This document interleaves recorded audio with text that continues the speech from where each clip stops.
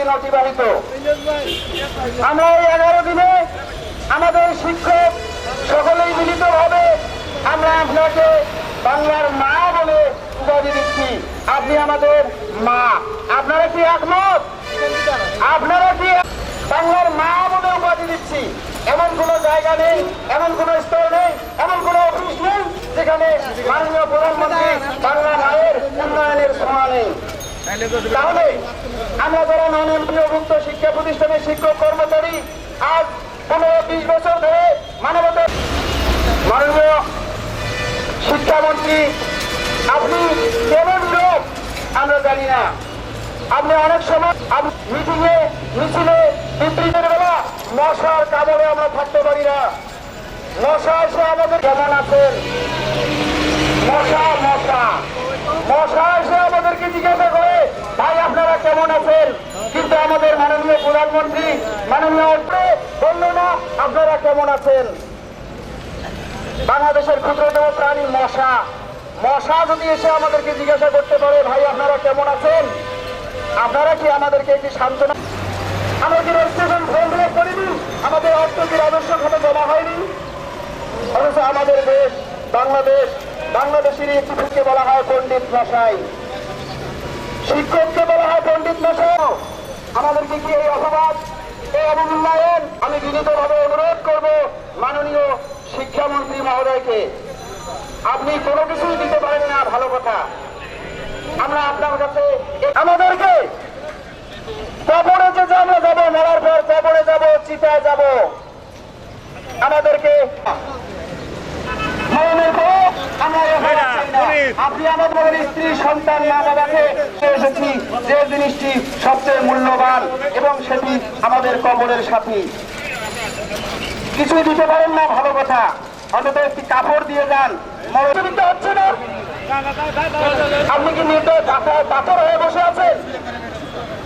আমরা আজ নাকে নাকে পড়ে আছি। এমন শিক্ষক রয়েছেন যাদের অর্থ নেই, আমরা পাশাপাশি তাদেরকে একটু সহযোগিতা করে সবাই মিলে আছি, কিন্তু আর কতদিন? আমরা চাই মাননীয় প্রধানমন্ত্রী নেদারল্যান্ড থেকে ফিরে আসার পর আমাদের ভাগ্যের উন্নয়ন হবে। আমি আন্দোলনরত শিক্ষক কর্মচারীদেরকে উদার আসলে পারি কিনা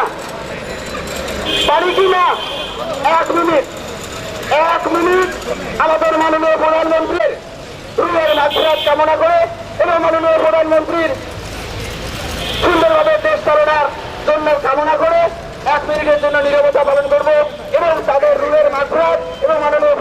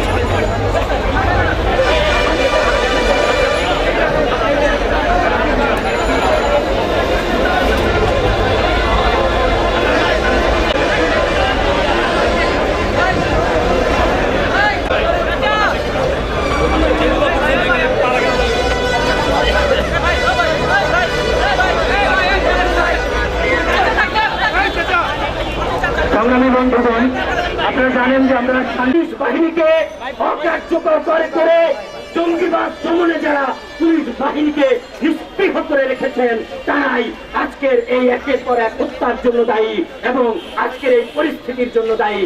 আমি পুলিশ ভাইদের বলবো, আইন শৃঙ্খলা মুক্ত চিন্তক ব্লগার প্রকাশকদের বিরুদ্ধে নয়, এই হামলা রাষ্ট্রের বিরুদ্ধে। আজকে জঙ্গিবাদী জঙ্গিবাদী যুদ্ধ ঘোষণা করেছে।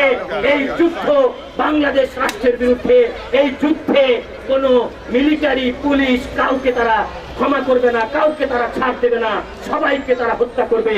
তাই আজকে কোনো বিভাজন নয়, বরং আমি মনে করি আইন শৃঙ্খলা বাহিনী সহ দেশের সকল প্রশাসন থেকে শুরু করে শিক্ষক, ছাত্র, নারী, পুরুষ, আদিবাসী, বাঙালি সকলকে আজকে এক কাতারে দাঁড়ানো দরকার। আজকে এই প্রতিরোধে সকলের সামিল হওয়া দরকার এবং সামিল হয়ে এই জঙ্গিদের, এই রাষ্ট্রবিরোধীদের যে অপতৎপরতা তা রুখে দেওয়া দরকার। আপনারা দেখেন যে সময়ে সরকারের এবং আইন শৃঙ্খলা বাহিনীর এত উদার সরকার, যেখানে সাধারণ মানুষকে তার রাজনৈতিক প্রতিপক্ষকে রাজপথে দমন করতে একটু পিছপা হয় না, অথচ আমরা দেখি জঙ্গিদের ব্যাপারে সরকার উদার, সরকারের কোনো ব্যবস্থা নেই। আপনারা জানেন দেশে শান্তিপূর্ণ কোনো প্রতিবাদ করতে গেলে দেখা যায় কি দমনে সরকারের কোনো কার্যকর পদক্ষেপ নেই, শুধু বক্তব্য বিবৃতি, এর বাইরে আমরা কোনো কার্যকর পদক্ষেপ দেখছি না। দীর্ঘদিন ধরে আমরা বলে এসেছি কম্বিং অপারেশন চলে, সম্মিলিতভাবে অপারেশন চালিয়ে প্রয়োজনে আলাদা বাহিনী গঠন করে জঙ্গিদের মোকাবেলা করা দরকার। অথচ সরকারের সেদিকে কোনো টনক নেই, সেদিকে কোনো নজর নেই। সরকার আছে শুধুমাত্র যারা প্রতিবাদী, যারা এদেশকে রক্ষা করতে চায় তাদেরকে কিভাবে দমন করবে। আমি মনে করি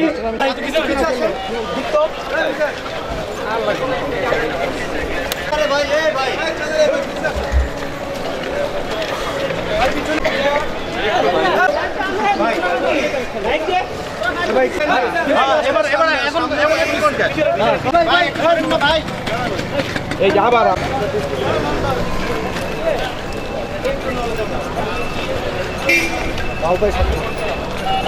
থাকে